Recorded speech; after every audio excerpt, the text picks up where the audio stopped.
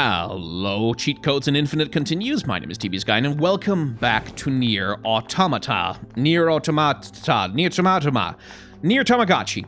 We're going to be calling it all of those things because there's no way to pronounce that word correctly. If you remember last time, we got through the intro to the game, we interrupted a robot sex orgy, and we ended up fighting Naked Sephiroth for some reason, and then a second Naked Sephiroth climbed out of the first Naked Sephiroth, and then we ran away, because that kind of shit, we're not getting paid nearly enough to deal with that.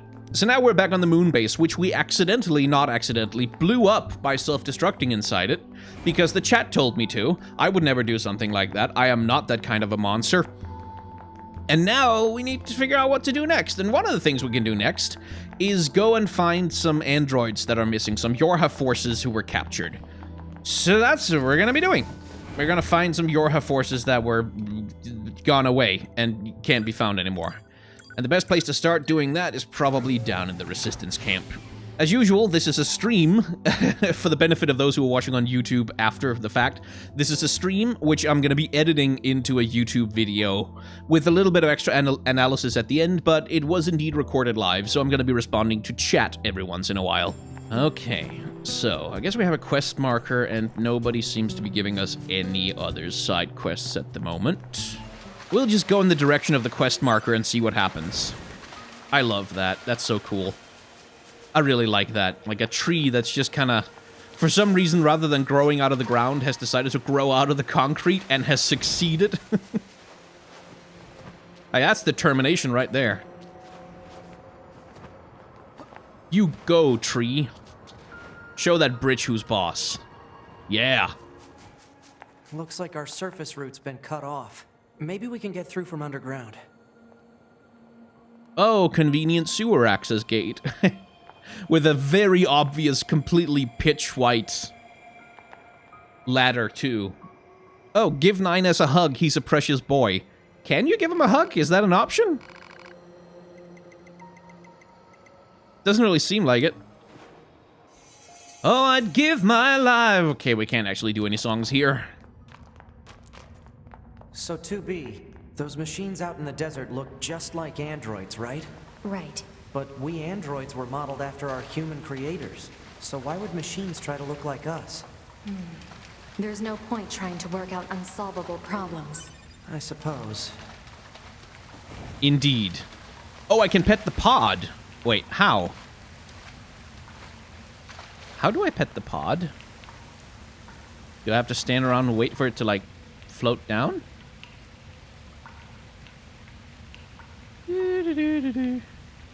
Oh, little pod. Come down to the ground so I can pet you. There's nothing down here, right? Nope. Just an exit. Yeah, could you just walk up to the ladder? Oh, I'd give my life, not for honor, but for you, Snake Eater. In time, there'll be no one else. Crime, it's the way. And that's the end of that. Very off-key. But I hope you'll forgive me. Ooh, the color's changed. Now we got all purpley shades all over everything. Everything else in the cityscape before, everything was very stark white light. But now we've got this purple haze all over everything. Neat. Oh, that's a lot of... What? Oh.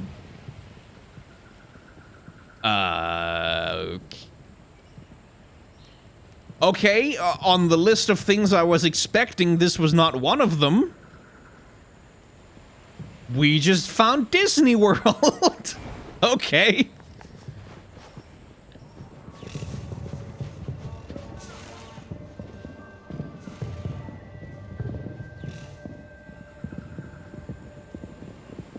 They sure do have a lot of fireworks in there.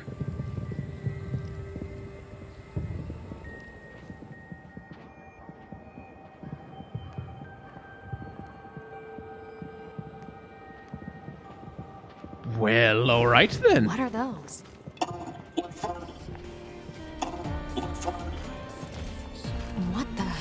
Well, this is weird.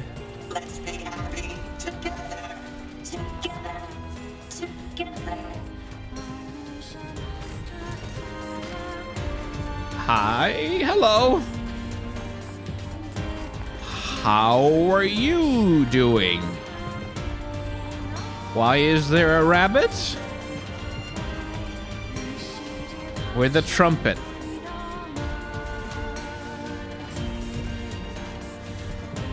Okay, well, this game went in a funny direction. All post-apocalypse and, like, robot tragedies, and then funny amusement part-time! Presumably if I attack them, they get hostile, so I won't do that. At least not yet. Oh, you're a cool guy, awesome and nice. Well, thank you for the super chat telling me so. That's very kind of you.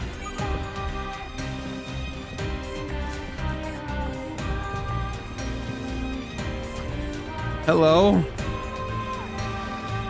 Oh, hello. How are you? I'm good, I guess? Welcome!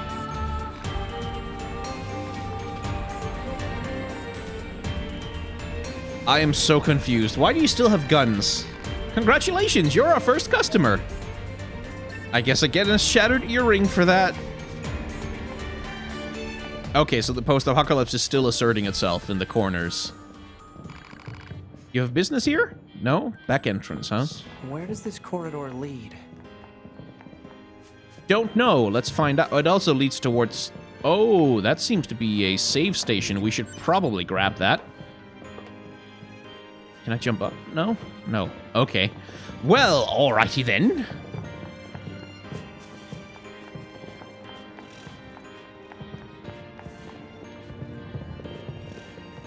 We're getting resistance signals from that building over there. Huh. Gonna save? Might need that. Might need to save.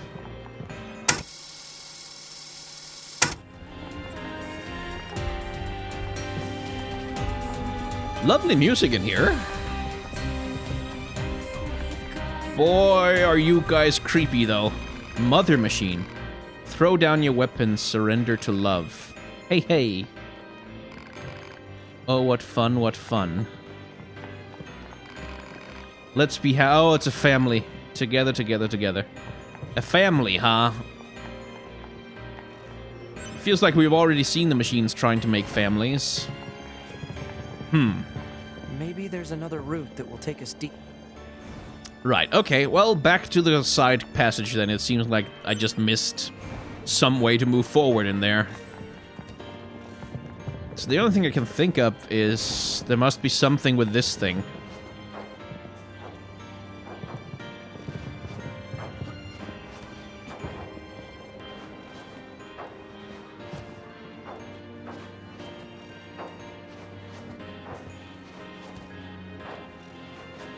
But, like, I already tried that, and... Oh, it's a specific path. Oh, I see. It's 'cause it's a specific path. You can't just jump over the fence. No, you have to go along the specific path. Well, aren't I a stupid dum-dum for not realizing that? Hello. Please don't punch me. Dangerous beyond here. Broken. Junk. Danger. Thanks for the warning. I think I'll be fine. Let's dance, let's dance. Let's play, Not... play. Please don't shoot cannonballs? Let's sing, let's play. Yes, this is a let's play. Good observation, my friends. Let's, These machines are heavily armed. We'll regret it later if we let them escape. So let's take them out. I've been having so much fun with non-violence so far. Oh, wait, maybe we Do you can... really think it's a good idea to leave that tank behind? If they aren't hostile, fighting them is a waste of time. Yeah, I agree, 2B. It'll get hostile later.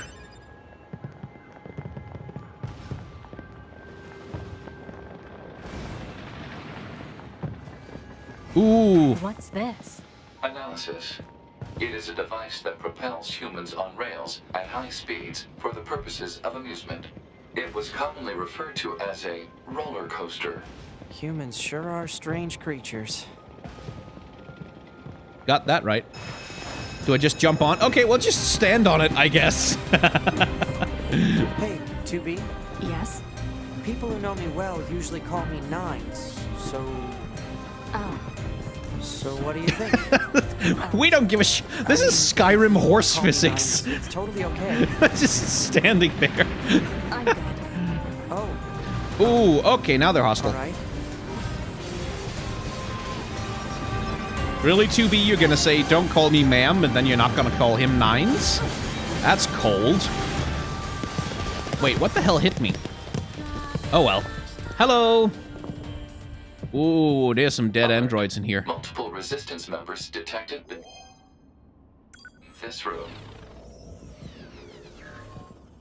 Bum ba ba ba. That was a fun little section.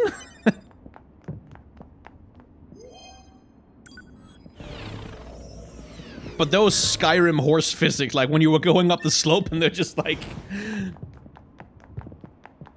That was pretty hilarious. Okay. Oh, is this a boss arena? This feels like a boss arena.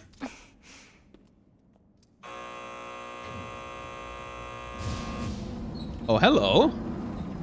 Oh, those are corpses. Okay, those are corpses.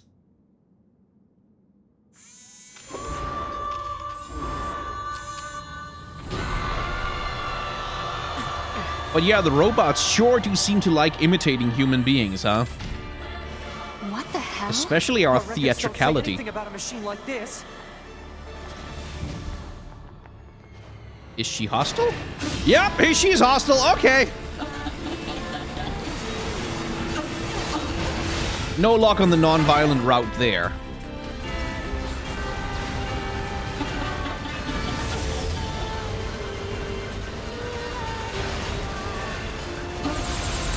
Whoa, whoa, whoa, whoa, whoa, whoa, whoa, ow. Don't do that. Uh-oh.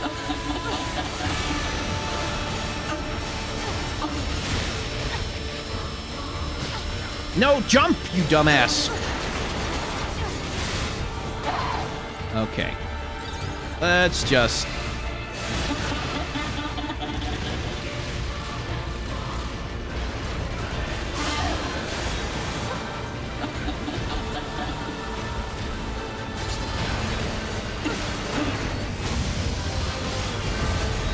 I don't seem to be recovering any health from my thing.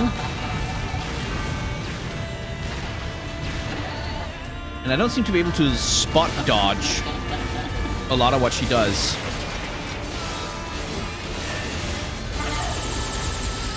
This is a really good character design. This is really cool. What's she about to do? Oh, spotlight follows me. That's nice.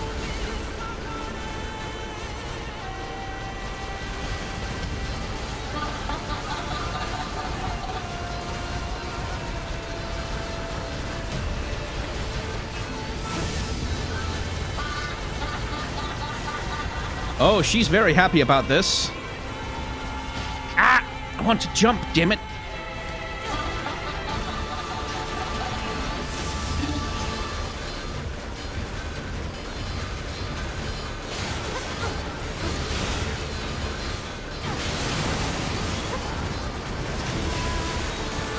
I have a feeling I probably shouldn't try and join her on stage. Okay, well, no, actually, I can't.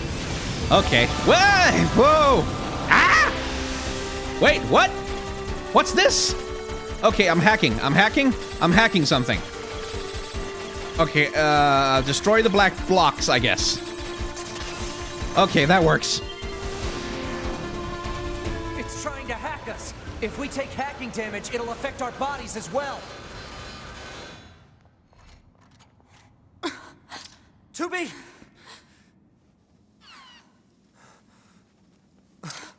Oh, they're even... Oh, she's hung them. Or hanged them, actually. I must be beautiful, huh? Those look like... corpses. Oh, this is creepy.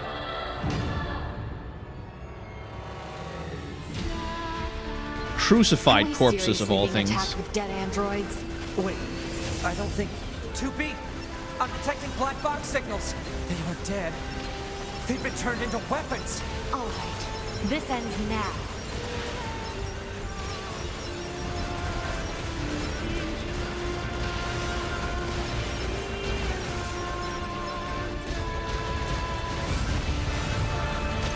Oh, jeez. Ah, my God. Really? Again?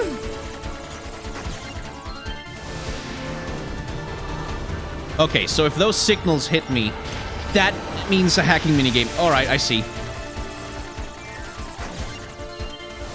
Okay, but then I'd like to be able to adjust my goddamn camera. I can't adjust my camera. What the hell?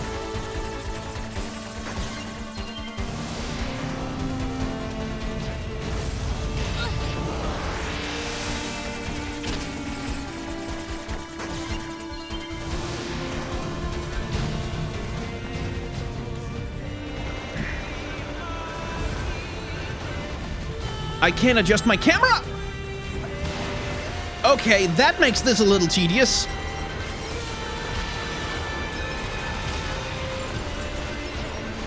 Let me adjust my camera. Almost Oh, analyzed the enemy's hacking pattern. I'm going to try to hack it back. Keep it busy. You got it. okay. So, vanity then. Ah!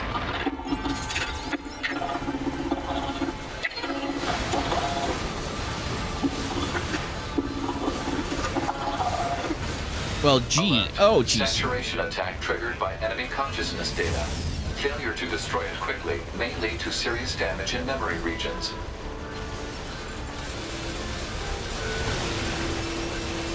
Whoa, that's a lot of hacking waves.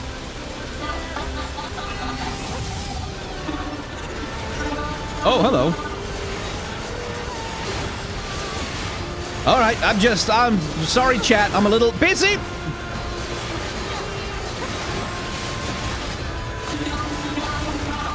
Oh, okay. All right. Oh, that just came out of her. Okay, that came out of her nether parts. I see.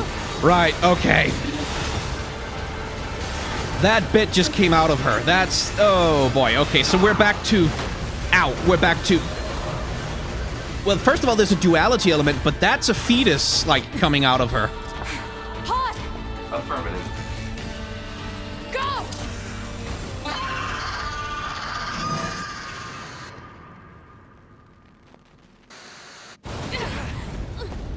What did I just see?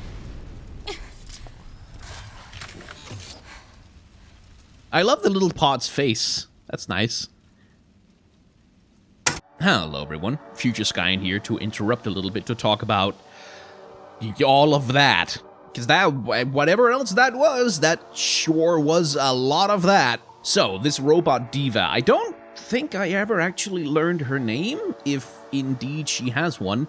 As I said during the actual gameplay, it's a really good character design. It's fairly simple, like there's not a lot to it, but it's just a very solidly executed one. So the first feature of her character design, and something that's really common in boss character designs, is that she's large. Like, she's physically a lot larger than our playable protagonists. And that largeness is kind of a visual shorthand both for her power, but also for her physical resilience, i.e. she doesn't fly around when I smack her in the face with a giant sword, and her ability to dominate the combat arena. Like, this is her space, this is her combat arena, she controls it, and we are functionally intruders, and her largeness, her ability to take up more space than us helps communicate that. Then there's the dress. It's first of all bright red, which is a very flamboyant color, and certainly also one that's associated with opera divas, but it's also one that's associated with blood, with passion, and with love. But of course, she's not actually wearing a dress as such. She's got some red cloth draped over her body, sure,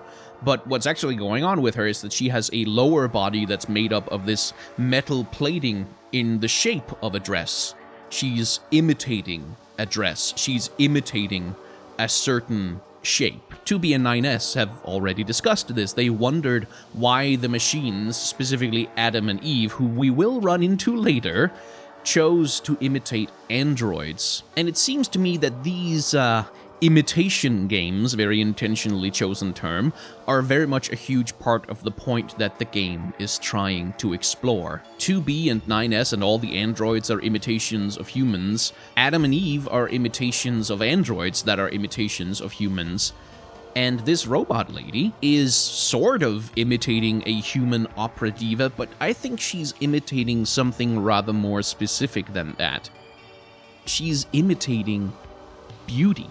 Like, the reason she's imitating an opera diva is because an opera diva is, to a certain mindset, synonymous with beauty, with glamour, with glory, with desirability. And I know from my chat telling me so, but also because the game is hinting it pretty hard that there's more to the story than what we have seen so far. When she dies, there's that little flash frame, that moment, where we see what I have to imagine is either her being reached out to by someone who is important to her, or maybe she's the little one reaching up to an ideal that she's trying to reach. Again, I'm sure this is going to be explained somewhere along the line, maybe along one of the other routes that you can take through the game, but what's being made clear either way is that her need to imitate beauty, or rather to be beautiful, comes from something. Like, the game makes a point out of showing us that in her final moments, she thinks back to something pivotal and important to her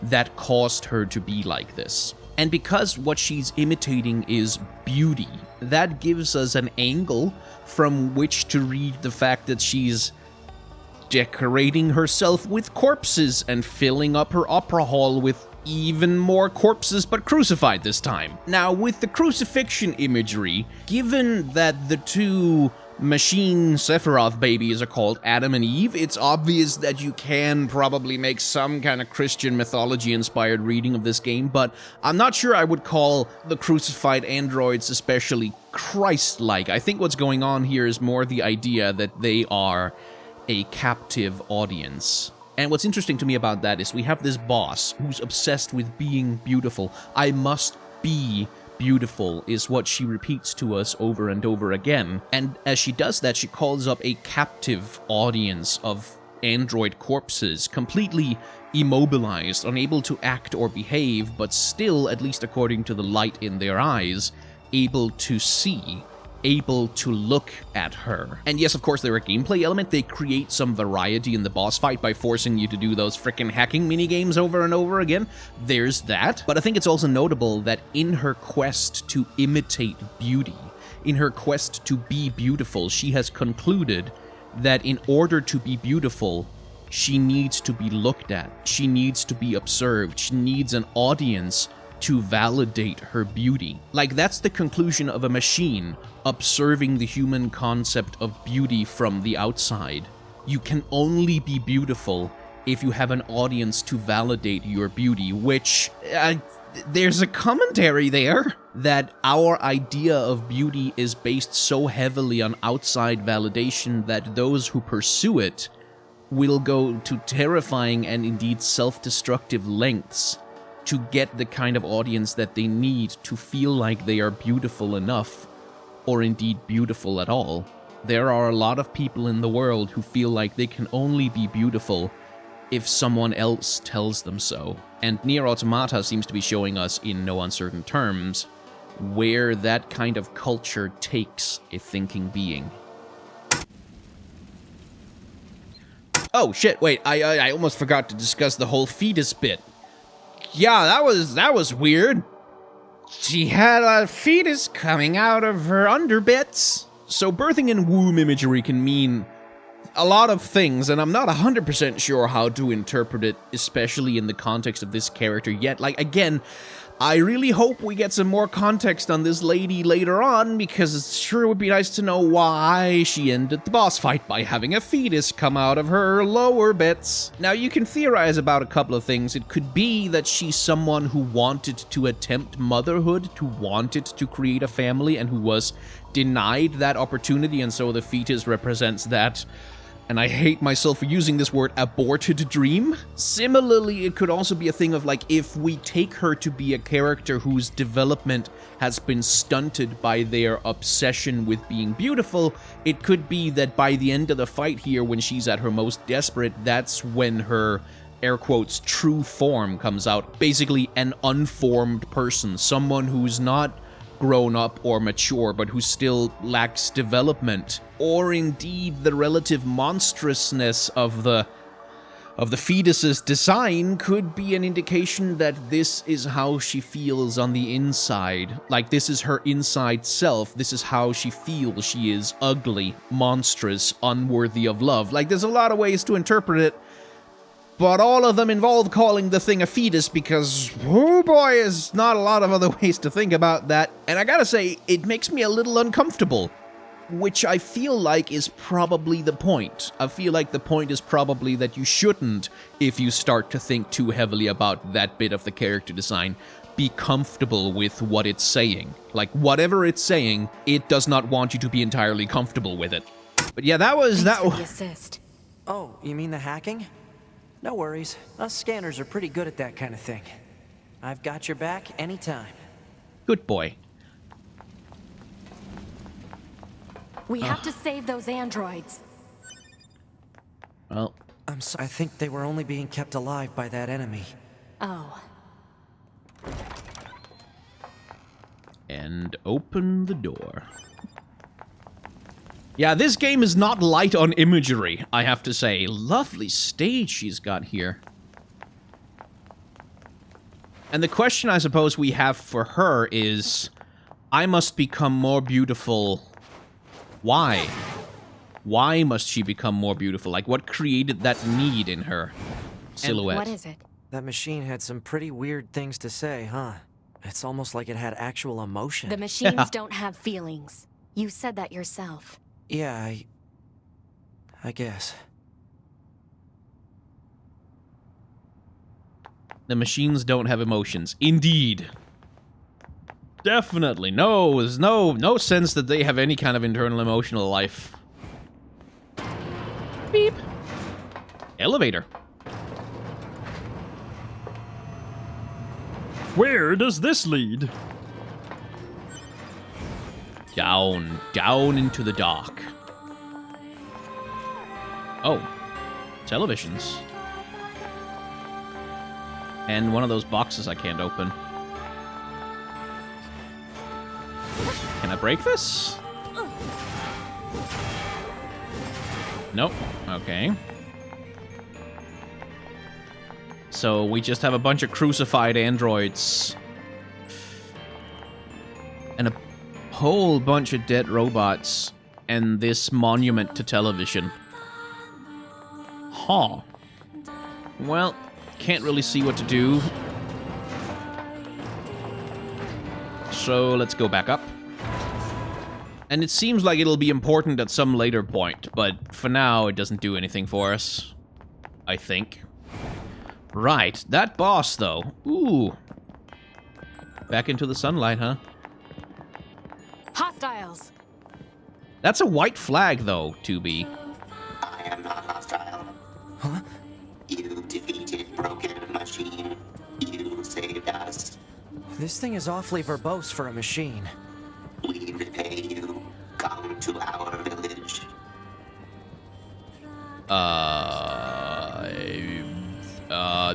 Sure? Could be a trap. Still, we should at least head over there and gather data, right? I guess we're following him now? Ebuera, thank you. Remember, TV, video games like this don't have politics or keep a meaning. This game, nah! There's no thematic weight to this game. This is just empty entertainment with no point whatsoever. This way. This way. What's that? Oh, right. You wouldn't have seen that before. They're sending supplies up from Earth to the moon and the bunker. There are no spare parts or fuel in space, after all. So we're doing resource extraction, are we? Huh.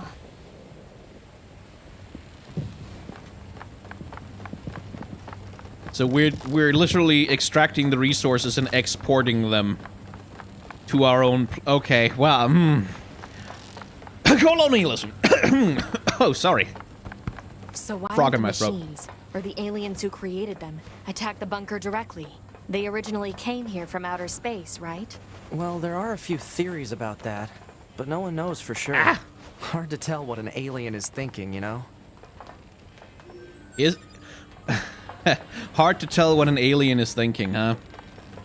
Oh, they've got they've got clothes hanging on washing lines. Oh, I got a achievement. Cool.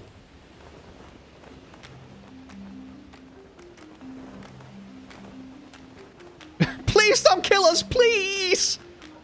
Oh, they really don't want me to murder them for some reason.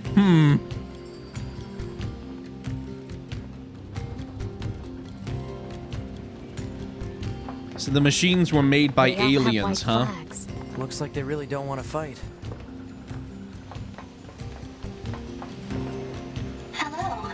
Before we begin, there's something you must understand. We are not your enemies. 2B! We can't trust anything the machines say. I understand that you see us as the enemy, but... Well, anyway. My name is Pascal. I'm the leader of this village. I like Pascal's Those who design. reside here desire nothing more than to live a peaceful existence. Look around for yourself. You'll see that it's true. Now, we already have something of a relationship with you androids. In fact, I'm hoping you can take this to Anemone in the Resistance camp. What is it? It's a fuel filter that she requested. If you take it to her, it should make clear that we're a peaceful group. Alright.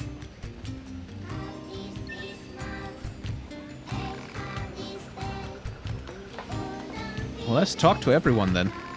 Please be calm, we're not your enemy. Waving the flag is fun! Indeed. Hello.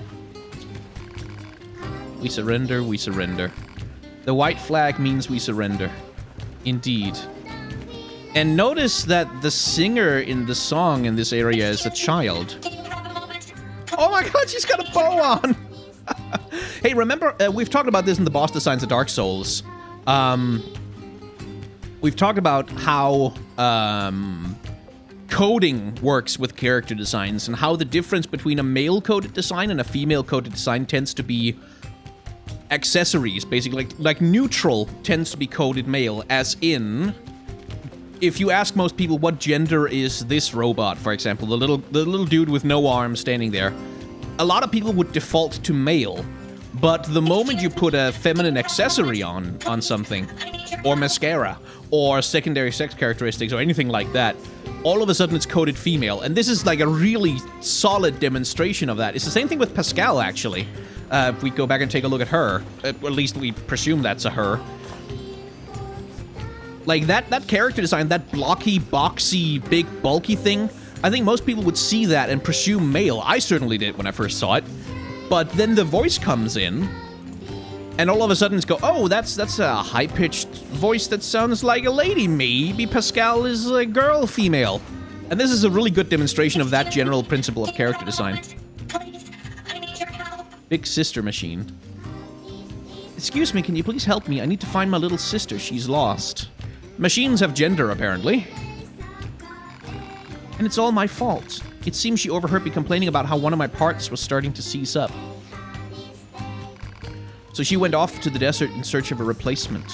It's been days now and she's still not back. Please, you have to help me. I'll pay you whatever you want. Cool. Oh, Pascal identifies as a male. She sure cares See? about her little sister, huh? Still, it's pretty funny to hear machines talk about siblings. Do you think she just means they were built at the same factory or something? Maybe. So Pascal identifies male. That's good to know, actually. Because, see, that's the game seems to be playing a bit with coding. Like, you can put the flags down. We get it. We're not... It's fine. It's okay. You can I... hello, big... Thank you. I need to steal some stuff from your boxes, you see. It's important. Yeah, that's actually a good point, Philippe, in chat. That's a really good point. They coded themselves, which is the thing that robots get to do that humans often don't. They get to choose. They get to choose how they want to present, like what kind of identity they want to have. Ah, Jean-Paul. Interesting. Fascinating. Truly fascinating. Here, the village of machines on the outskirts of the human world, they've made a small existence for themselves. Existence precedes essence. Oh, that's a quote. Is that Sartre? Or is that Kierkegaard? Man is nothing else but what he makes of himself. Additionally, yeah, it's an existentialist, but yes, and you are? Wait, do not tell me. I've already deduced that you are here to listen to me expound upon the great mysteries of existence. Well enough, let's begin by discussing the concept of existentialism. I was right. Essence and existence are two sides of the same coin. And yet, what is existence? I'm glad you asked. To answer that will require many long hours of... This is pointless. There's no point. It's Jean-Paul Sartre. Oh my fucking god. It's Jean-Paul Sartre. That's...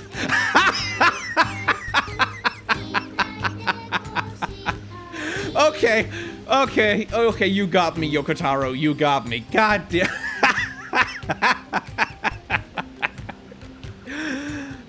It's Jean-Paul Sartre. Fair enough. Okay. Alright. Okay.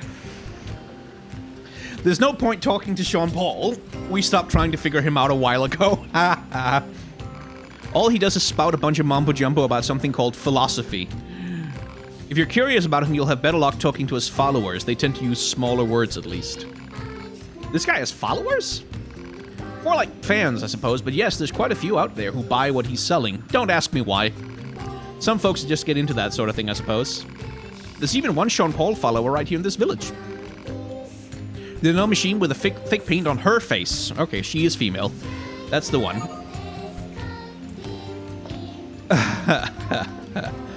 Okay. Jean-Paul Sartre, then. As you can probably tell from the name, Jean-Paul Sartre is a French philosopher. He was born in 1905 and died in the 1980s. He's a key figure in the philosophical discipline of existentialism, and it seems to be in that capacity that he's primarily being referenced in NieR Automata right now. Now, Sartre in his time has been many things. He's been a novelist, a playwright, a screenwriter, a political activist, a biographer, a literary critic, and he actually fought in the resistance movement against the Vichy Nazi-backed regime in France during the Second World War. He also had an open, on-again, off-again, hugely dramatic relationship with famous feminist Simone de Beauvoir, also a resistance fighter during World War II. Now, as a thinker, most people will know Sartre for the quote, "Hell is other people," which is a quote from his play No Exit, which was written in the 1930s, I believe. Now, summing up the entire play would be difficult to do in this particular video, but basically it's the story of three people who are trapped together in hell. But hell has no torture devices. There's nothing there to hurt them. There's only each other.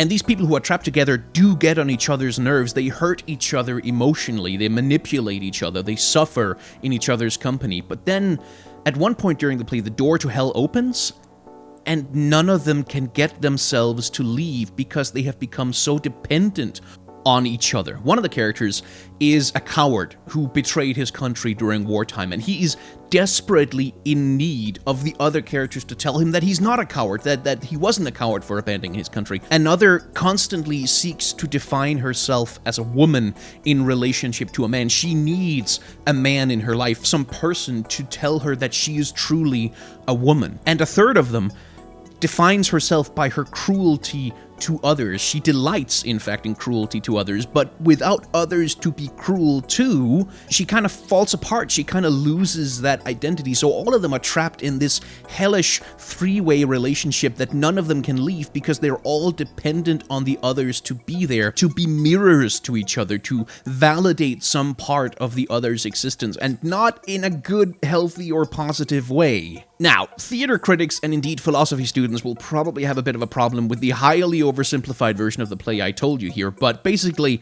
what I'm trying to get at is that one of the things that Sartre discusses is the suffering that we can feel when we are dependent on someone else's view of us, and that view does not match up to the kind of person we want to be. Like, for example, if you're desperate to be beautiful, but you never feel beautiful enough, even with a captive audience watching you all the time, you never feel beautiful enough. So there's that. Another thing that Sartre discussed quite a lot in his writings is the idea of freedom and authenticity. Basically, according to Sartre, existence precedes essence, as Jean-Paul indeed says when we first meet him, which, again, there's a lot of interpretation, and I'm sure philosophy majors will be upset at me for this particular explanation, but basically, you have to make yourself, you have to create yourself through your choices in life, taking action. Your essence is defined by your choices, the things you decide for yourself to do. Or in other words, existence, that is, being in the world, doing stuff, precedes essence. So meaning is not something that comes from outside of yourself, from religion or from law or from moral philosophy. It's something that comes from inside yourself, and it's created over time through your own behaviors. And what Sartre advocated for was a kind of awakening to your own terrifying freedom. And through that consciousness of death, of the consciousness that you are a finite being and that you're going to end, becoming aware that you can do exactly what you want. You're not forced to do anything. You don't have to conform. You don't have to adopt values that are pushed upon you from outside, whether they are philosophical, moral, religious, legal, whatever they may be. You make meaning and value for yourself by taking responsibility for your own choices. And Sartre also says that you have this radical freedom under all circumstances. Like, that freedom cannot be taken away from you. Someone putting a gun to your head and ordering you to do something doesn't take away your freedom or indeed your responsibility to yourself to act not necessarily morally, but authentically to yourself. And so I guess the question I have for this very explicit inclusion of Sartre in NieR Automata is, are there any characters in this game who are doing stuff just because they're going along with a set of values that have been imposed upon them from outside? Are there any characters in this game who believe things simply because they have been told to believe them, and who might be making some kind of terrible mistake by conforming to these ideals rather than living authentically and truly embracing the idea that they are free to choose for themselves who they are, what they want to be, how they want to perceive the world? Are there any characters in this game who are at all like that? 2B, 9S, are there any? So, you know, that's interesting. Also interesting, Sartre was a bit of a self-important asshole, actually. Like he had a lot of affairs with a lot of women and basically just used them for sex and didn't feel bad about it at all, and he was just all around a little bit of a self-important dickbag and a bit of an asshole. And what's interesting about Jean-Paul in NieR Automata is that there seems to be a recognition that even though the ideas of Sartre are interesting and important, the man himself was an inconsiderate dirtbag who treats the people who adore him like absolute garbage and expects them to keep adoring him no matter what, because his intellect is just so important. And that seems to describe Jean-Paul in this game quite perfectly as well. Now, one last thing. When I was recording the stream, I tried to sort of pull half-remembered things about Sartre out of my memory from, like, my university days, and a bunch of that turned out to be wrong, because I was confusing him with at least a couple of other philosophers and getting some important biographical and philosophical details wrong. So if you were watching the stream, just keep in mind, when I was trying to talk about Sartre's philosophy, I was mostly talking out of my ass, and a bunch of the stuff I said is simply not accurate. Simply not accurate. But anyway, again, it's been a long time since I read Existentialism, so I don't remember all the details, but it's pretty easy to see how the idea of existence presaging essence makes sense for the machines, because, again, we went through a whole process of seeing the machines go from being mute antagonists to slowly, like, over the course of our experience with them, they slowly develop more and more. They develop more and more essence. Like, through their existence, they develop more and more of an essence which we then get access to through dialogue conversations and like, seeing them begin to breed and do all kinds of things. I'm mixing existential douchebags. Yeah, that's probably true. Like I said, it's been a very long time since it's been a good long while since good lord, a lot of people died here. It's been a good long while since I have read existentialism, so I'm probably in the video that we make out of this, I'm gonna do some reading and then come back and be a bit more accurate about Sartre especially. Fucking Jean-Paul Sartre. Really? Really? Jean-Paul Sartre? That's what you're gonna do to me? You're gonna make me read Sartre? You're gonna make me read Sartre in order to understand this fucking game? God damn it. Hello, can we ask you a question? Do you happen to know a machine named Jean-Paul? I certainly do. Master Jean-Paul is a genius. You can rely on him for absolutely anything right up until you marry him, at which point he will find another mistress almost immediately. Are we talking about the same Jean-Paul here? In fact, I was just thinking about how much wisdom he has to teach me, so I wrote him a letter asking for guidance. You'll take it to him, won't you? Huh? I can let that lady in the desert get to him first, or that happy in the amusement park. Oh, okay. Great, there are more of these weirdos? And wait, they have genders? Oh, thank you for addressing that, 9S. Yes, indeed they do. Here, take the letter. Hello? Ah, yes, I see. Dreams are the mind's version of reality perfected. Hey, Jean-Paul, we have a delivery for you. This French accent is a war crime. Yes, I know. It's absolutely terrible. Ah, allow me to see it at once. Interesting. A letter, is it? A female machine asked us to deliver it to you. She said she could rely on you and that you know pretty much everything. Yes, yes. And now, if I may, do you believe that existence precedes essence? Is this about the letter? No. Right, but shouldn't you maybe respond to the letter? Is one duty-bound to reply to every question spewed in their direction? If such is your claim, then what power was it who placed this burdensome yoke about my neck? Well, yeah. This is a waste of time. You got that right. Jean-Paul Sartre, a dick to women in all forms. There you are. Well, what does the master have to say about my letter? Actually, he said it wasn't worthy of a response. I knew it! Isn't he the greatest? I cannot get enough of him. You don't say. Does she have new dialogue now? I won't let those other women beat me to the punch. I must write Master Jean-Paul a new letter at once. A Jamaican accent. Oh, no. Oh, I'd rather not do a Jamaican accent because the stereotypical Jamaican accent is, I think, a little bit racist. So I'm not really sure I want to do that. Hey, they stopped waving all the flags. Welcome to our village. Make yourself at home? Oh, shop. Nice. Welcome. Even though none of the villagers want to fight, I have weapons here just in case. Care to take a look? I would certainly... Oh, cool. Machine weapons. A spear. Ooh, I'm tempted towards a spear, actually. Okay, I'm gonna get the spear, because I want a spear. Well, I can almost upgrade a few things, but I can upgrade my basic weapon. So I will. Holy blessing, huh? Because that should give me access to more story. I learned how to make weapons from a legendary swordsmith in the forest. I wish he'd come to the village. Huh, interesting.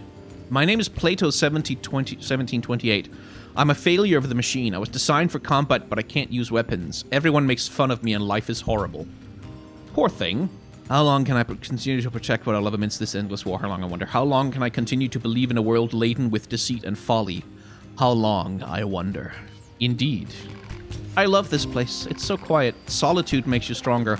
I would strongly disagree with that, my friend, but you'll have to find out for yourself, I guess. Wait. Why is he wearing a suit? Oh, it's Father Machine. Welcome to our village. Child Machine and Mother Machine. Hello. Oh, hello, Resistance members. Ah. Oh, no.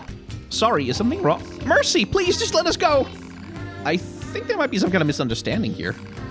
You mean you aren't here to arrest us? No. Wait, why do you think I'd arrest you? We deserted the Resistance. You what? We just want to find a place where the two of us can live our lives in peace. Is that so wrong? Please don't tell anyone that we're here, please. We're not with the Resistance, we're Yorha. We don't have any obligation to report you to your superiors. Thank goodness.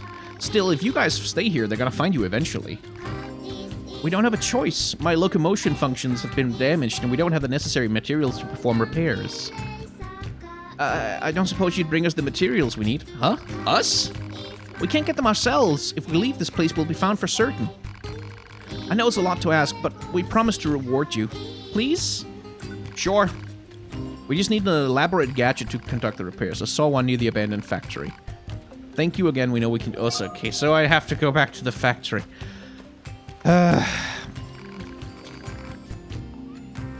Today I want you to take me to the top of the village, to the forest castle and Pascal's place. After that, we can go to the village entrance and the bridge to the amusement park. This guy can't climb very well, so I have to carry him to high places. Aww! I also have to carry him while playing, so my arms are getting pretty tired. I'm gonna get Pascal to teach him the word restraint next time. That's adorable! And there's a corpse there, okay. And then, how are people dying here? Are they attacking the androids? Or are they attacking the machines? Jerks. Yep. Map. Map, for the love of God, map. Okay. Okay. Right. That's the resistance base. There's a couple of things near there. Oh boy. Oh wow. We just get to go all over the place, don't we? Let's go and see if we can find some side quests. Bum-ba-da-bum-ba-da-bum-ba-da-bum-ba-da-bum. Operator 60 to 2B. Time for your regularly scheduled contact. 2B here. What's wrong? Oh. There's this operator I kind of liked, but when I asked her out, she turned me down. Aw, poor lesbian. Honestly, 2B, I don't know how I'm supposed to go on living. I am definitely not the person to discuss this with. Yes, you are. You big lesbian. Of course you are. I can't stand spending one more day in this bunker. You leaving would be bad for me. It would affect mission efficiency. 2B, you're very bad at this. Are you saying you need me, 2B? All Model B combat units require the assistance of an operator. So, 2B? that's all. Closing this channel. You're not you're not really good at this encouragement, but okay. Don't tell me, you heard the tales of a genius inventor and came to see me straight away, yes? Oh my god, he's got a dad mustache. And a tie! He drew a tie and glasses on himself. Quite, I'm sure of it, yes, yes. After all, I'm the genius whose very name makes the earth itself tremble. Coming to me for advice proves a keen mind and a stout heart, yes. Why, if you invest but a little in my efforts, I shall provide you with all the desires of your imagining. Well then, care to invest in my life? Okay, sure, why not? We're already doing dumb shit. Joy! Elation! I'd not thought myself capable of such. And just between you and I, know that if you provide enough of an investment, I'll be able to provide certain dividends in turn. Now then, what would you care to invest? 2,500? Very wise, very wise. A shrewd investor knows to strike when the iron is hot, eh? I look forward to a fruitful working relationship in the future. Quite! 2 days later. Oh, what's about to happen? Eureka! I've done it! Feast eyes and senses alike upon my new invention. Copper ore. Okay. Rusted clump. Okay. Down attack, up chip, silver ore. Alas, but sadly, this staggering work of genius has exhausted my funding. Would you care to make a new investment in my efforts? We'll leave that for later.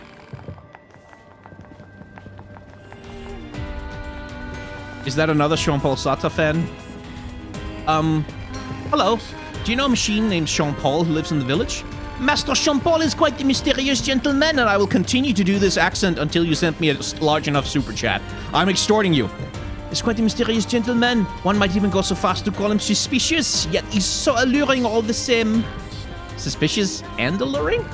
Exactly, and I know just the gift for someone of that description. You deliver it to him straight away, won't you? I won't let that terrible girl in the desert find a way to interfere with our love. Melrose, how large a donation? No, I'm kidding, I'm kidding. Don't send me a super chat just for that.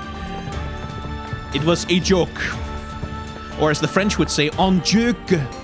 Okay, let's see if we can find another way out of the village. Maybe this way. Let's see what's down here.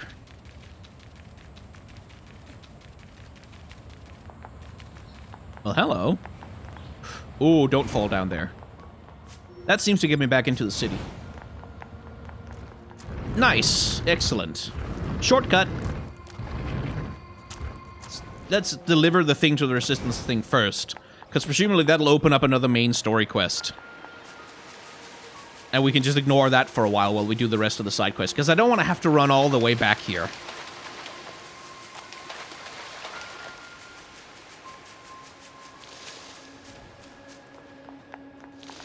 Oh, there are several quests that become unavailable after certain actions, and it'll take a really long time to go back and do them. Before you can go back and do them. Oh, okay. Well, that's a compelling argument. Well, goddammit. I guess we'll go to the factory first to get the parts for those people. The Council of Humanity has a message for all This of again. our brave androids fighting on the surface. It has been several millennia since the aliens and their advanced force, the machine lifeforms, attacked us. Aliens, huh? Millennia since mankind was forced to evacuate to the surface of the moon. But thanks to your continued struggle, we have been able to survive. Yada, yada, yada. You, our android soldiers, are the last hope of humanity. Really? We look forward to your continued success in combat. Well, isn't that nice? Glory to mankind. Sure. Are those just gonna pop up every once in a while? Good lord, how annoying. Yay! Okay, is there anything else I need to do in this damn factory while I'm here anyway? Apparently there is. Okay.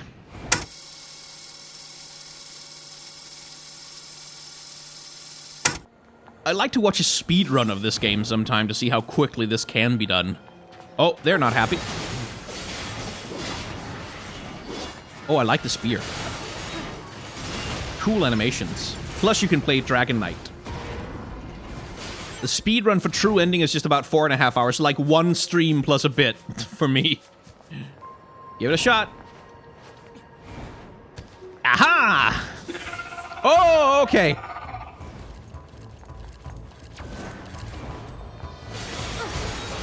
Oh, that's not good. He's slightly above my level, I think. Why is he wearing a headband? Fortunately, he's not that dangerous. This is just gonna take a while. Okay. Father server. Not too shabby. Not too shabby at all. I am the tough warrior monk Father Servo, and I seek the enlightened path through perfection in battle. Father Servo? But alas, there's only so much Father Servo is capable of on his own. Perhaps you two would be so good as to aid a fellow on his spiritual journey. I'm not sure we should be helping Machine with combat training. Oh, fear of the unknown clouds, you're mine, young one. What's in it for us? Father Servo shall impart upon you all of his secret battle arts. I don't know, 2B, this seems pretty suspicious. What do you think? Sure? The heavens smile upon Father Servo this day. Now then, let us start with a light round of sparring. Okay, we're doing this again.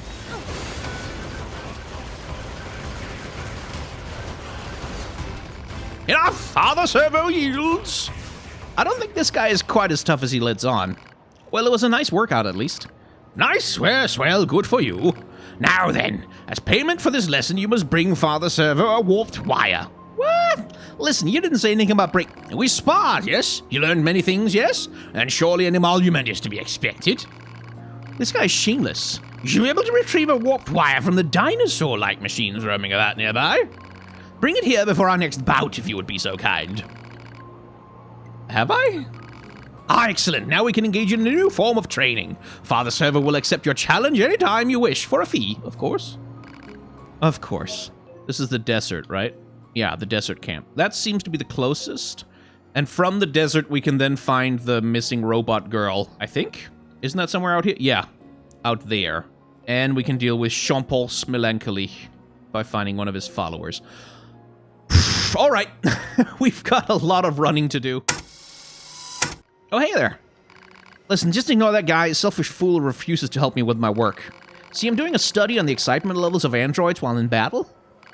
But I need to record data from the newest models in order to reach a more steady conclusion. So what do you think? Fun, right? Sure. All right, good to know that everybody around this joint is a spineless hunk of crap. Here, follow me. All right, see that jerk over there? I need you to get combat data for him. Science will pay you back for this, I promise. Now, fight! Please don't be 10 levels over me. Oh, good! He's also level 20. I'm a little under-leveled at this point, aren't I? Requested. Completed. Yeah, I definitely need to level up a bit. Oh man, that was great! Hey, did you know that android battle fever is actually quite similar to the human emotion of love? Oh, Jesus, okay. So if you want to learn about what... So if you want to know what all those old human records are always going on about, all we need to do is let our fists fly. That's certainly one way to look at it, jackass. Makes this whole thing feel more romantic, don't you think? I still don't have enough data. I could use some more help. Let's leave that for later, shall we? So by the way, the machines are imitating humans, right? Like, they're very much trying to recreate human structures, human societies, human concepts. Guess who else is mimicking humans? The androids are mimicking humans a lot. As we just saw with Jackass, who's trying to figure out what stuff is.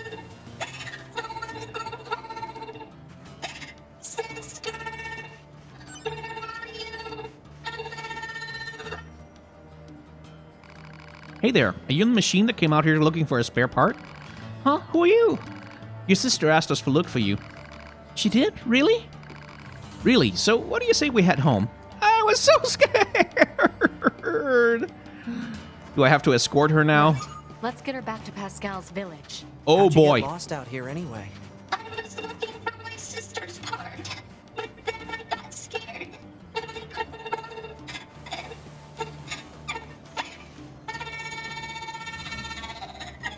Oh, come on now, don't cry. Did you at least find what you needed? Yeah. She'll be happy, right? I'm sure she will. But I bet she'll be even happier to see you back home safe and sound. Okay. Oh boy. Oh, this could take a while, couldn't it? Okay, oh, alright. Okay, I guess we're doing this now. Oh, please tell me someone has come to the mouth of the desert to... The desert. No one made the desert. It's just an area that lost all its vegetation due to a lack of precipitation. This caused lasting changes in the soil, which means plants aren't able to... What's Soil? It's dirt. Ground. The stuff we're walking on?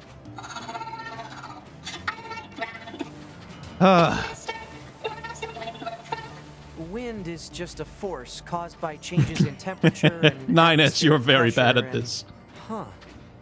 That's actually a hard question now that I think about it. Kinda deep, really. I mean, where does the wind blow from? What do you think, 2B? Don't know, don't care. That's very YouTubey. Oh, goody. More of you. Please tell me someone's coming to pick her up and I don't have to walk her all the way back there. Oh. Well, machines can't really make children. Neither can androids, now that I think about it. The machines managed it, though. 2B? Little help here? Huh? You're the chatty one. Work it out. Oof. Wow, it's getting late. Let's get you home already. Coward. Funny that the androids would have a taboo on talking about sex. The other robots figured it out. Like, they figured it out perfectly fine. In order to make children, you vaguely bump into other people for a while, then you all crawl together in a big pile and form a womb, and then Sephiroth baby drops out of it. I think the game has pretty clearly demonstrated that that's how that works. Please tell me you can make it home from here. Thank God. Thanks, Grumpy Lady. Oh, and here, you can have this.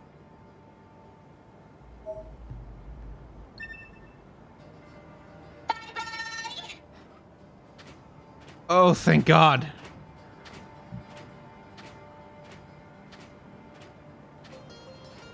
Oh, thank God. Make sure to come back and tell me how to make children.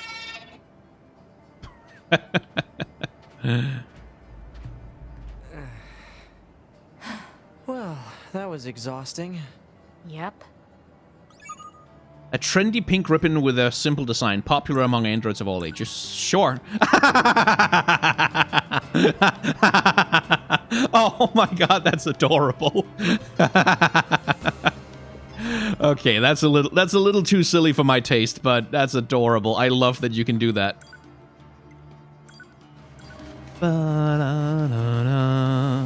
2B's voice actor was gifted a ribbon from 9S's voice actor was gifted a ribbon by 2B's voice actor, so he wore it during his Automata stream. Oh, that's adorable. That's cute.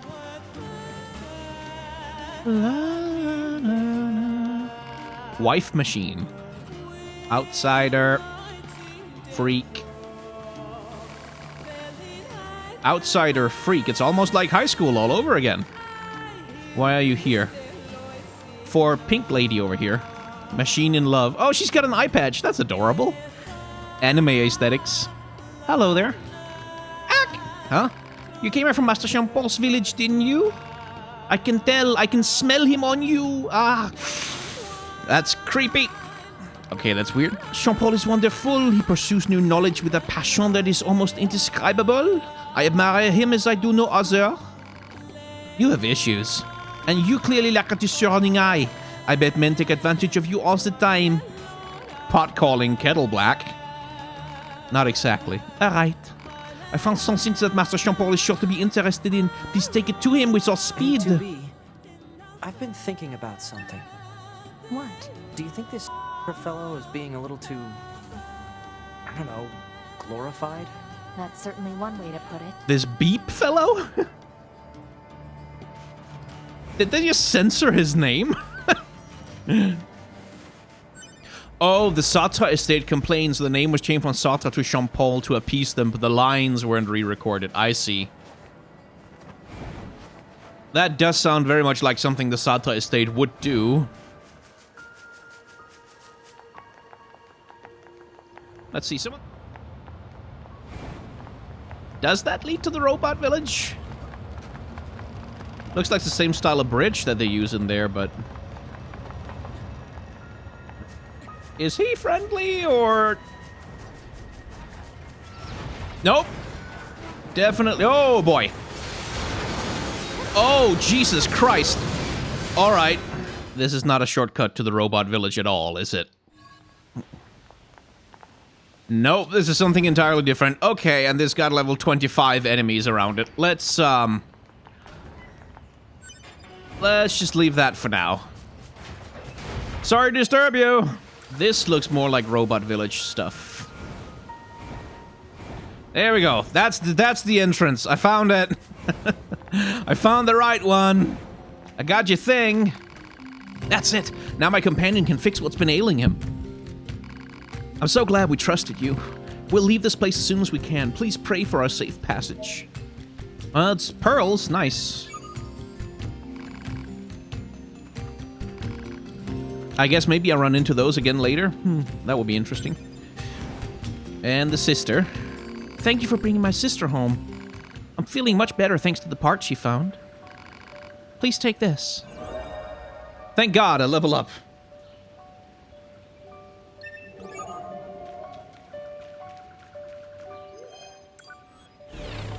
Aw, the music changed.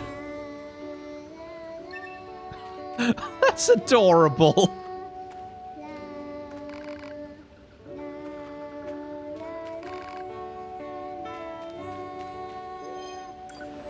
Let's break some hearts, Jean-Paul. Hello, Jean-Paul. Do you have a moment? Moments are transitory. One cannot possess them. A moment past is a moment lost, a symbol of idle, unrestrained apathy that... Can you please just take this present already? A gift, let me see. Here you go. Ah, yes, fascinating. The machine who gave this to us said that you were both suspicious and alluring. It seems that this so-called gift is no more than a piece of unadorned glass. Therefore, I can only surmise that... do you want us to bring a message back to the woman who gave this to you? For a mere trifle? No. Okay, then. Let's go. I have another present for you. A present? Of what sort? It's a fossil. One of our followers asked you to deliver it to you. I see, I see. She said you were indescribably passionate when it came to learning. Or something like that. A mechanical fossil? No use at all. Do you want us to tell us anything on your behalf, or... I'll not waste words on mere junk. Junk? Jean-Paul doesn't seem to appreciate these presents he's getting. I suppose we should go tell his followers exactly what he thinks of them, huh? We'll be waiting for some kind of reply. Yes. Oh god. Fine. Not doing that now, though. Fastest way to the resistance base. We're going to the resistance base. Hey, buddy. Can I hitch a ride on you? I'm tired of running. I want to ride. Ooh, I've got a blue ribbon. That's better. Yes, we're keeping that. Oh, there's a boar. Multiple boars. Oh, yes. The king of the beasts rides once more. Whee! I like that ribbon. That looks good on her.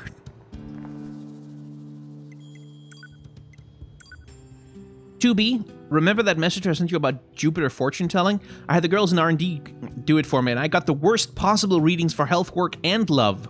But that's when I realized something. That stuff is a bunch of occult crap. I mean, how are you supposed to figure out your destiny by observing another planet? Ridiculous.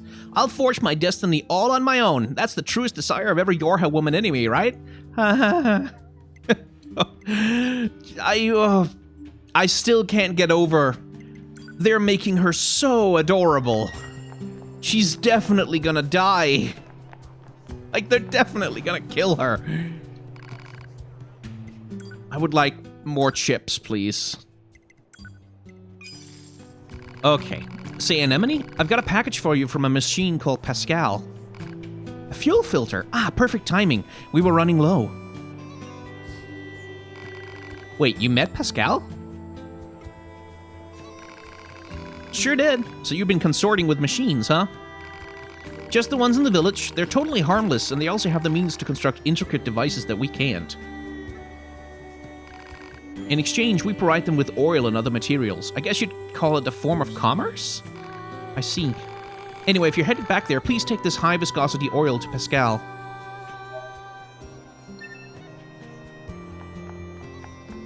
Please tell me that this unlocks fast travel. Say, you're the new Yorha models, aren't you? Guess we are the newest now that mention it. Did you need something? I bet new models like you can handle pretty much anything, huh? You might even be able to... Ah, no, I shouldn't ask. That would be rude. But yet... Why don't you tell us what's wrong? Maybe we can help out. Oh, well, if you insist. It turns out one of my friends has gone missing. Missing? That doesn't sound good. Where was this friend last seen? At the material storage site where he works. The storage site, eh? Maybe we should check it out. Oh, please, would you? Without him, Please. Oh, okay. Well, what do you think? He just started transmitting to us directly. Okay, he. Now do you believe we're not a threat? Your mouth can say anything it wants, but you still don't have a heart. I suppose that's technically accurate. Yes, well, you're free to visit our village whenever you like. Oh, hello. Why can't I stop thinking about it? Stop thinking about what? Yeah, what? Who are you? We're with Yorha. Anemone told us to make ourselves at home. Oh, right. So what can't you stop thinking about? Oh, it's just... One of my friends has a box that makes music when you open it, and I can't get the damn song out of my head. It's just so beautiful. I've never heard anything like it. To make it worse, I can only remember the first part of the song. Ah, it's driving me nuts! I wish she'd just come back to camp so I could hear the damn thing again. Sure. Yeah, if we don't help her, she'll never get any work done. A box that plays sound? Odd. Analysis. The item in question is likely a music box. It should be located in an area where music is playing. Proposal. The local amusement park would be a logical area for reconnaissance. That's some fuzzy logic there, Pod. But hey, might as well try it. Not like we have any other leads to go on. Okay, so this is quite exciting, actually, because I have been trying to sort of review the stories and the themes and what's going on in NieR Automata so far, and this guy says there's a song in his head that's beginning, just the beginning, he can't get it out of his head. Well, I think I have a pretty good guess as to what that song is.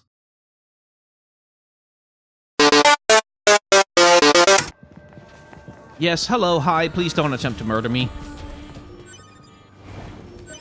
Is this the music box she was looking for? It's next to the corpse of an android. All rusted over. Look, a corpse. You think the box belonged to her? Poor girl died a long time ago by the looks of it. Let's bring this back to her friend. Oh, you brought me some high viscosity oil. Anemone is just so kind and understanding.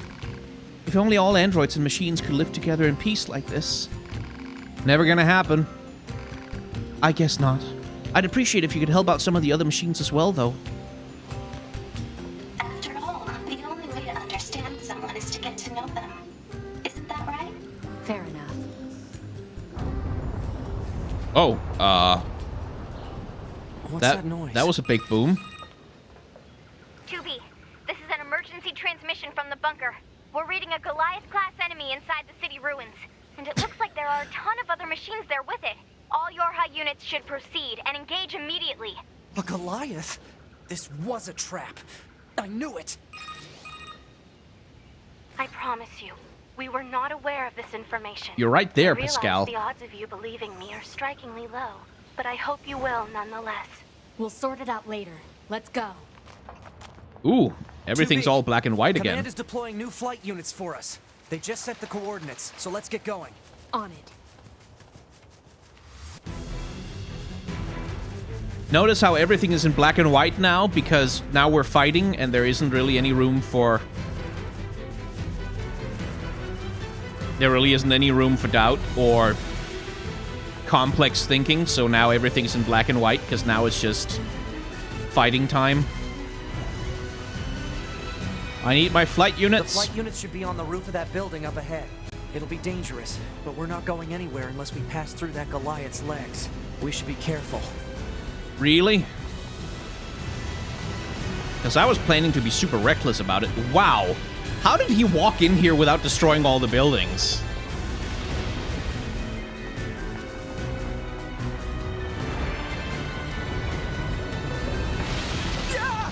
Damn it!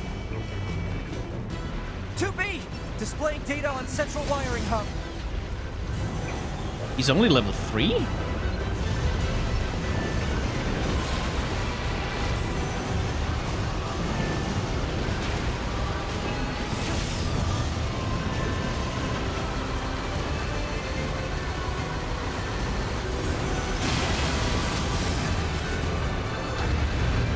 Let's get to those flight units while we can.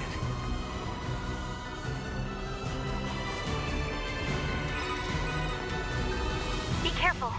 The skies are packed with anti-air weapons. Make sure to approach it Oh low altitude. yeah, shoot 'em up time.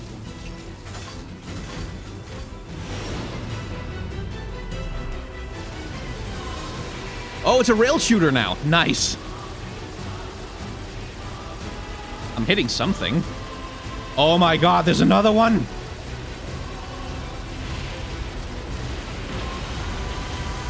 Well, that's decidedly not great.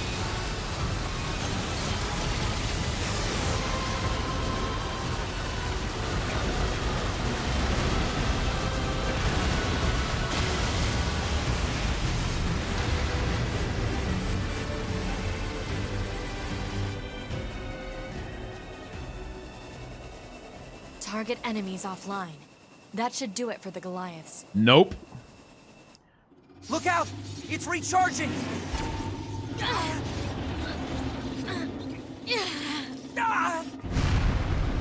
What, are they hacking us or something? Oh, that's large. Enemy vibrations are growing in intensity. It's resonating in tandem with the area beneath the combat zone. Oh, hey, it blew itself up. That seems like almost like something we would do.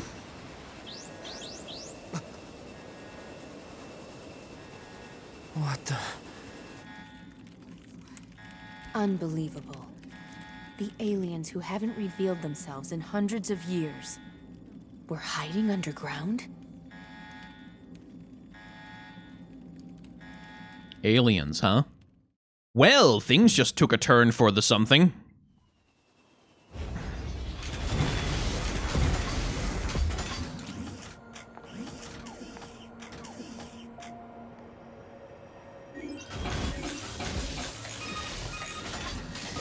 Yorha, this is your commander.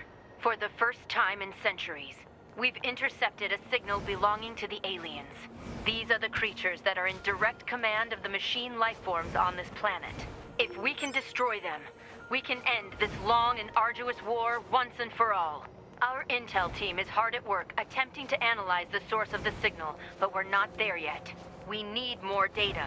All Yorha units are hereby ordered to prioritize data collection above all else. We can't let this chance slip through our fingers. Glory to mankind. Well, the enemies seem higher level. I used data to determine the signal source and marked it on the map. But it seems to be underground. Like way underground. Guess we'll see once we get there. If we're lucky. You're not much for plans, are you, 2B? Well, that's a big hole in the ground. What is this? Announces. It is a cave-in caused by the collapse of an open space underground. Why is there such a huge cavern beneath the city? Why indeed? 2B, we picked up the signal under the caved-in area. Let's go check it out. Hang on, 2B. This machine is still alive. So destroy it. Maybe we should hold off. Its main drive has been trashed, so there's no way it can attack us. And we might be able to learn something interesting if we study it. Okay. But who the heck is that? That doesn't seem like an enemy. I certainly can't target them.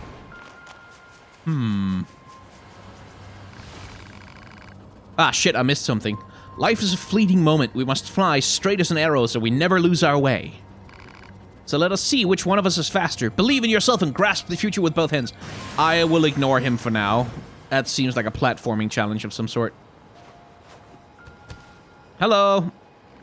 I'm going to try and repair some of its damaged circuits. Why? So we can learn more about the machines. Don't you think it's at least worth a shot? If you say so. I'm going to need a pristine screw in order to finish the repairs. We might be able to find one in the remains of other enemies. Pod, search for the location of relevant enemies. Target location data obtained. Marking on map. I guess I don't have one I'm yet. still not sure any of this is a good idea. The more data we have, the better, right? Right. So we can... I mean, I suppose that guy will be there. That robot will be there for a while. I don't think it's going anywhere. So... we can either find the thing to repair them, or we can continue on the main quest line until we can get the goddamn fast travel. And I want the fast travel. That's a weird-looking enemy. What a heck?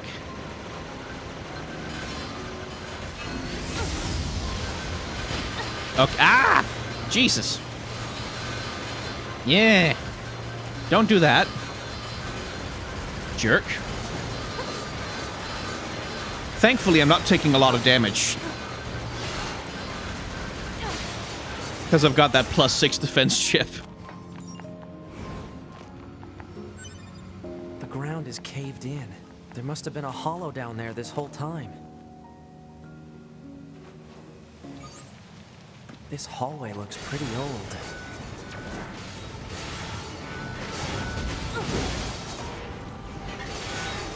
Mole men. There's a civilization of mole men. Huh, a drill machine. Almost like something someone would build in order to create an underground area like this. Look at all these dead machines. Seems like they've been here for a long time.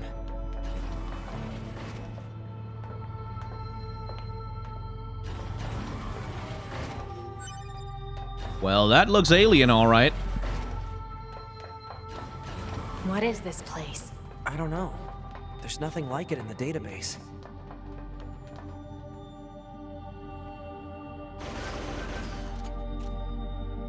Well, worth a shot. Or 10. Oh, we're gonna fight something down here. We're definitely gonna fight something down here. I see corpses. Oh my god, it's aliens! Are they dead? 2B, look! Destroyed alien motherships. Welcome to the graveyard of our... Oh, it's those assholes. Hello. Well, holy hot topic, Batman. The anime Sephiroth babies have gone all devil may cry on us. But putting aside serious questions of how the hell exactly they first of all developed a fashion sense that looks like that, and second of all got a hold of all that goddamn leather, there's a lovely bit of character design going on here. Adam and Eve, as you may remember, are identical twins, pretty much. Or maybe they're more like clones, because like one of them got stabbed to death and then the other one came out of the stab wound, like, you know, Eve emerging from Adam's rib. But does that technically mean they're related? I mean, I suppose they must have the same genetic material, except they're machines, so they probably don't have genetic material. But okay, that's not really what I wanted to talk about. So Adam and Eve went from being completely identical twins to being clearly differentiated characters, and so it's worth taking a look at the few of the things they did to get to that point, and more specifically the things that the character designers did to get them to that point. But we can start with the things that remain similar between them, namely, they still have the white hair,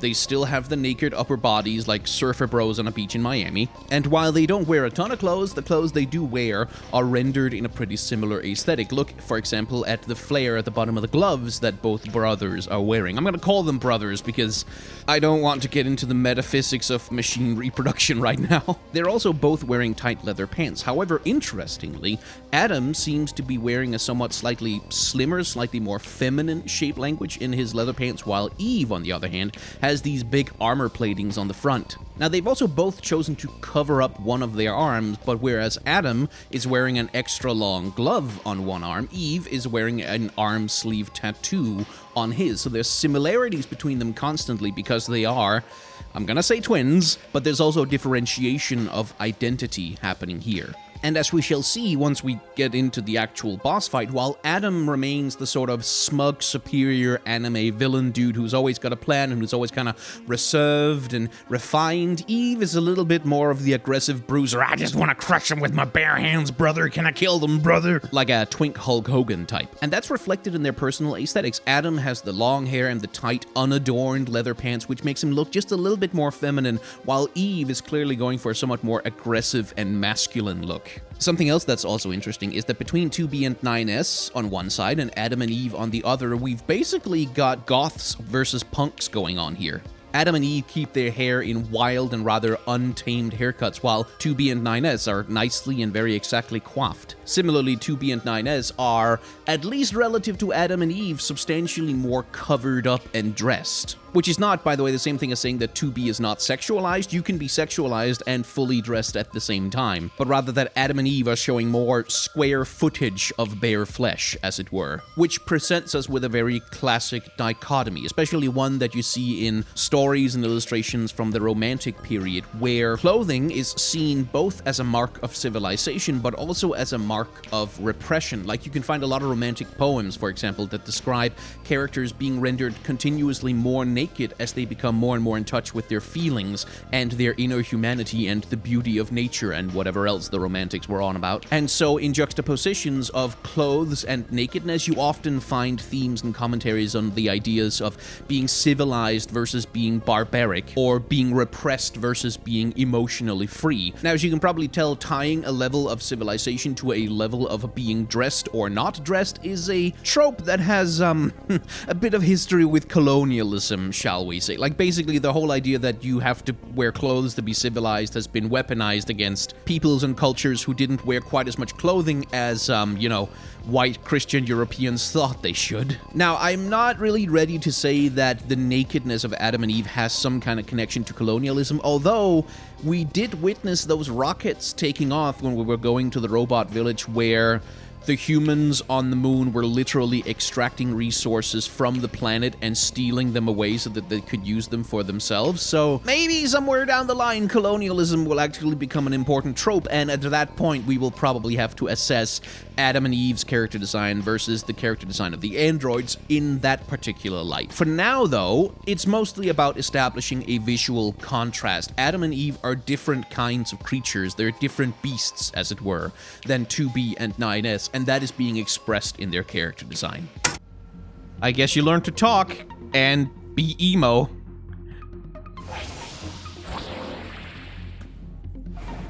Eh? Can I kill him yet? Relax, Eve. We're still Eve, negotiating right. here. Fine. My name is Adam. The aliens you seek are no longer here. Okay, they circular. were wiped out centuries ago. By us. The machines. Wiped out? And who knows? Perhaps we'll wipe out the androids next. Yeah, good luck with that. Machines are weapons capable of evolution. We can Whoa, grow. what the hell hit me? We can become aware. Eventually, the intelligence within our network began to surpass that of our creators. You'd probably be surprised at how quickly it happened. You destroyed your own creators? Oh, there's no need to fret about them. They were simple, infantile, almost like plants, I guess you'd say.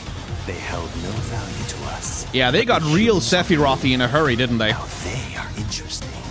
Why that? Because they are an enigma. They killed uncountable numbers of their own kind, and yet loved in equal measure. It's fascinating, don't you think? What could possibly drive such behavior? We have dedicated ourselves to It's a fighting game all of a sudden. riddle of humanity. And now we will allow you to assist us. You were made in their image, after all. Assist you with what? It's simple. Ow. We need you to locate the humans on the moon and bring them to us. We will then dissect and analyze them in order to drag their secrets forth into the light. Surely you see the attraction in this. Are you insane? We'd never do that! Can you believe this, 2B? This Okay. guy's bonkers.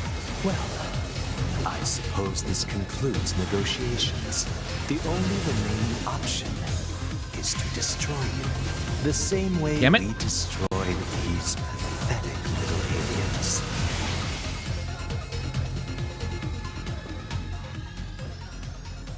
Time grows short. This year, this is the fate that befell our creators. As Boy. for your beloved humans, I guess we'll see, won't we? These boys got anime right in a hurry.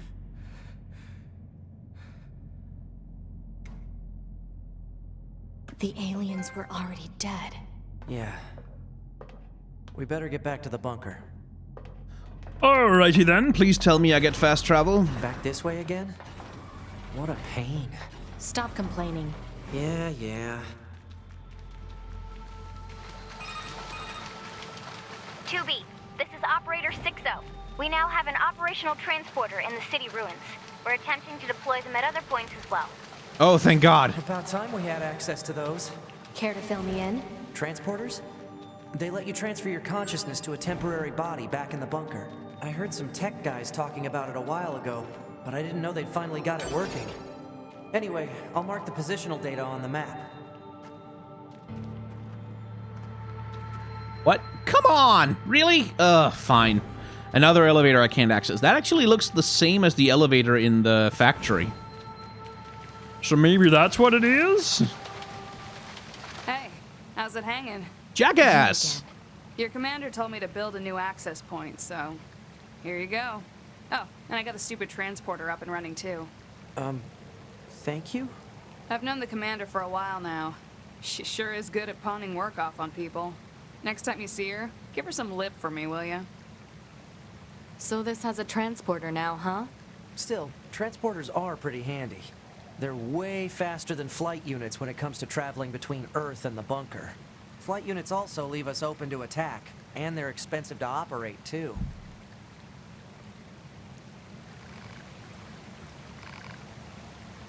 Anyway, let me teleport, please.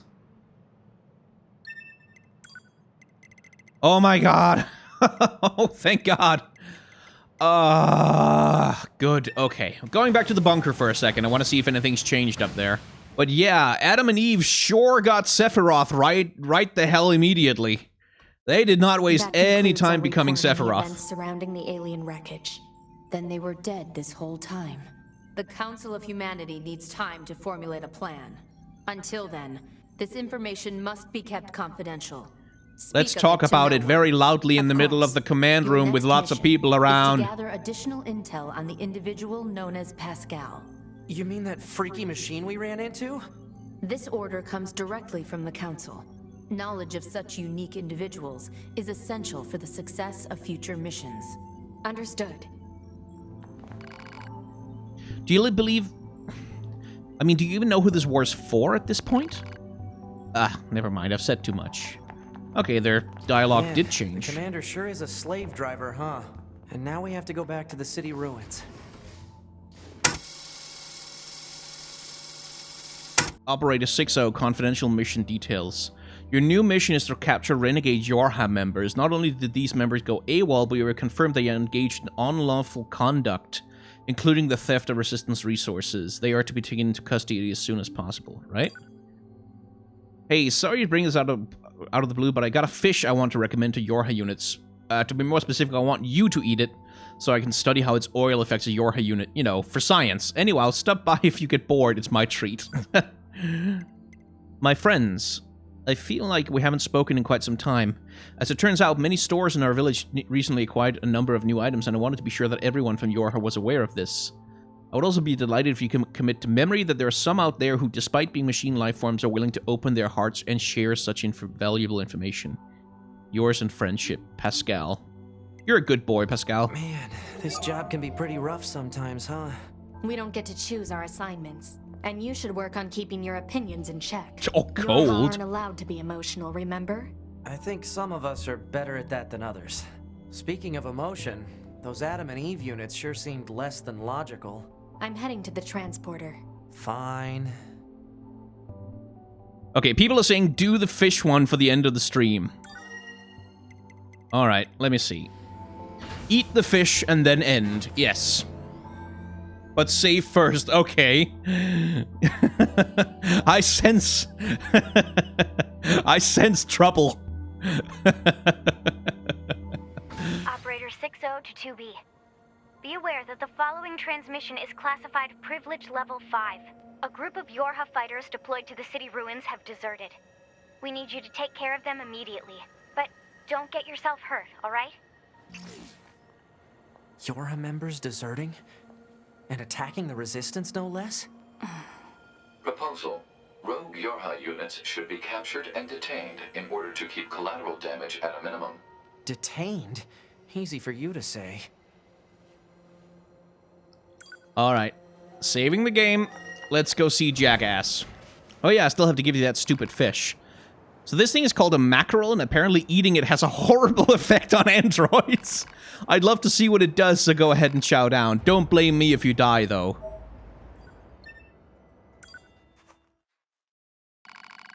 Having consumed the mackerel, it didn't take long for the android's bodily fluids to congeal. Muscle rigidity and paralysis soon followed. Jesus! It was good, though, the android thought, as consciousness faded. Exquisite, even. No wonder humans used to eat them. What the hell? What the hell was that? Okay, I guess I just died from eating mackerel. I mean, I'm not much for fish in real life either, but... Alright, well...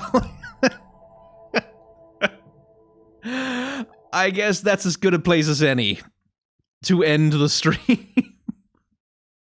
Hey, thank you very much for watching another episode of Figuring Automata. If you would like to watch the full stream on which this still very long but much shorter video is based, well, you can head on over to my second channel where you can see the thing in full, albeit without the little analysis segments that I have thrown in on this edited version. And if you would like to join me for another session of NieR Automata, which will be turned into another one of these videos, well, that happens on Sundays at 8 p.m. Central European Standard Time right here on this YouTube channel. Now, you can also like, comment, and subscribe, and that is very useful for me because numbers going up is literally the only thing that keeps a YouTube channel alive. And if you would like to support the channel more directly, then Patreon and my tip jars are available down in the description. And if you want to give me $1 a month or just a one-time tip to say, hey, you talked about robots for like over an hour, that's a thing you should have $3 for, then I would be very grateful for that as well.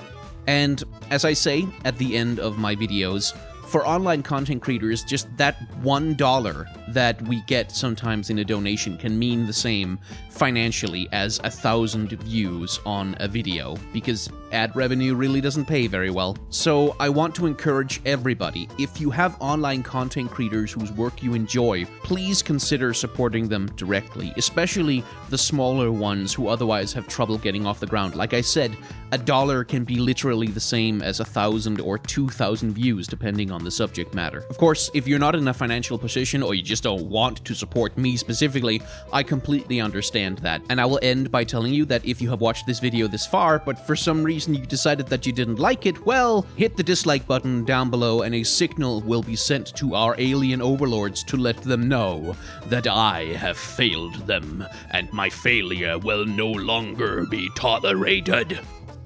Thank you very much for watching.